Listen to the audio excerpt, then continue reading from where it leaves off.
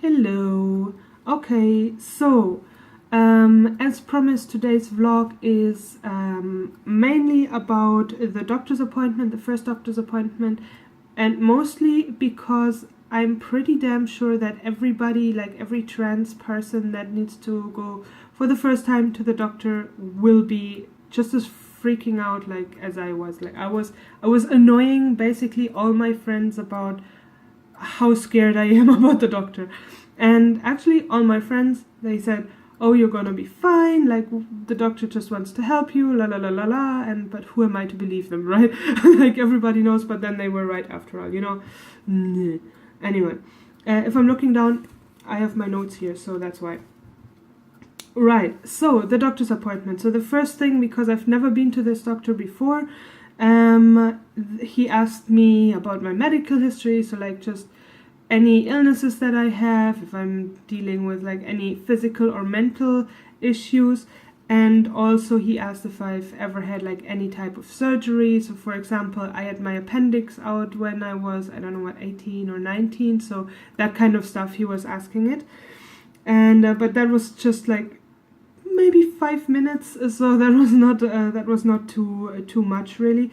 I told him where I found him, which is on the TENI website, and I'm going to talk about TENI in just a moment. But that's where I found him, and I told him, and I think he already knew then at that point what I'm here for. So I asked him if he can help me with my medical transition.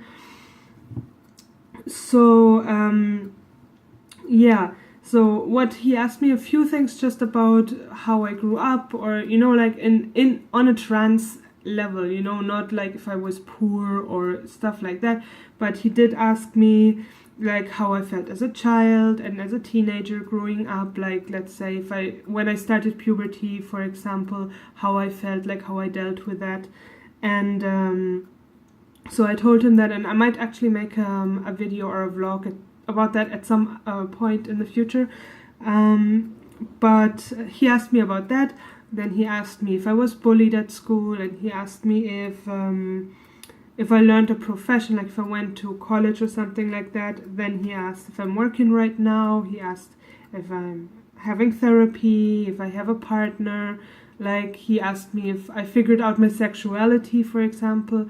So I think like overall he just wanted an idea if I'm going like through maybe a midlife crisis or something like that, or if this is really a deep-rooted issue, like if this is something that actually needs fixing, or if this is something where I just need some therapy or something like that, you know? So I think he was just trying to kind of evaluate the whole situation. So yeah, so that's what I did for, I mean he took a lot of time for me. I was actually surprised how much time he took for me, because the waiting room was full and he's the only doctor in that place. So I'm like, okay, I was actually feeling really bad because I was in there for like 45 minutes, like for really long actually. But yeah, so he was talking like we were talking about all of that. Then he told me how he usually does the whole, like how he helps his patients, his transgender patients. So the first thing that he always does is just, per default, everybody is being blood tested. Basically just to check if there are like any health issues, any hormone issues that need to be dealt with before I can go on like any medical treatments, like any hormones, any surgeries. So he wants to check that out. So since I also have some issues with my thyroids, for example, we're going to like make a big bundle of blood tests, and I'm gonna go and have that. Then he's referring me to the gender clinic in Ireland. There is only one gender clinic in Ireland, and as far as he said, if I remember it right, that clinic is only open 2 days a week. So since transgender people are coming out more and surfacing more and wanting to, you know, transition more, nowadays the gender clinic has a really long waiting list, and so has the psychiatrist. So there are 2 psychiatrists and 1 gender clinic in Ireland. And so the waiting list for this stuff is about a year, he said. Up to a year, that's what he said actually. So literally he said up to a year, but I would say that at least a year, you know. especially with like numbers of transgender people coming out and, you know, trying to transition. It's probably more than a year. I'm not 100% sure, because the other thing that he also said is that because Ireland doesn't really have a good process for this stuff yet, there are like all kinds of things changing right now. For example, at the moment, the psychiatrist and the gender clinic are not in the same place, but apparently they're kind of coming together now. They have their approvals and stuff, but it might take a little while until everything is under one roof. So I might still get 2 letters / two calls, you know, to get this done. But at least, like, he's referring to me, he's taking care. I'm just waiting for a call or a letter or whatever. Yeah. So that was really actually all there was. Like, we talked for a while, and he was very friendly and he didn't question me. Like, I didn't have to defend anything, but it was just him assessing, you know, like a normal doctor would. So really nothing to be afraid of. I freaked out for no good reason at all.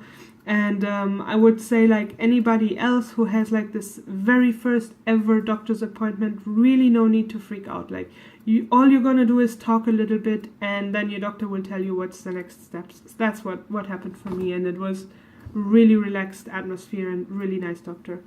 So yeah, the other things why I'm so stressed.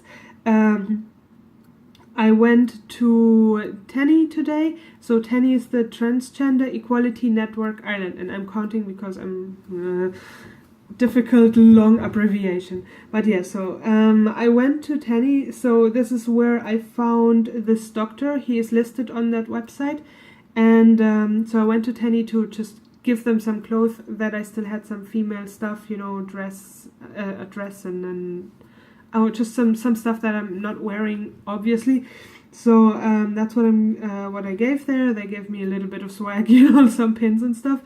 And also I got some websites where I can order binders. And also I got like another link from their website about binding. And I didn't read anything yet, but I looked into binding before, and I'm not actually sure if I'm medically fit to do this. I might actually do another video about why I might not be able to bind at another point, but right now let's just take it at that. So I might not actually be able to bind, and in that case I'll probably just try some of this like female shapewear, because it kind of brings everything kind of together and makes things a little bit flattened out in general. It's not hiding my chest or anything, but it might actually like flatten it out a little bit, just not like a binder. A binder would like really compress things, and the shapewear will kind of just put stuff in place, I guess. And I have one which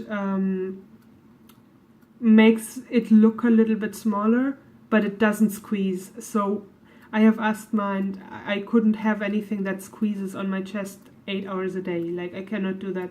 But the shapewear, I might actually try it. I will see. Anyway, yeah, so that's that.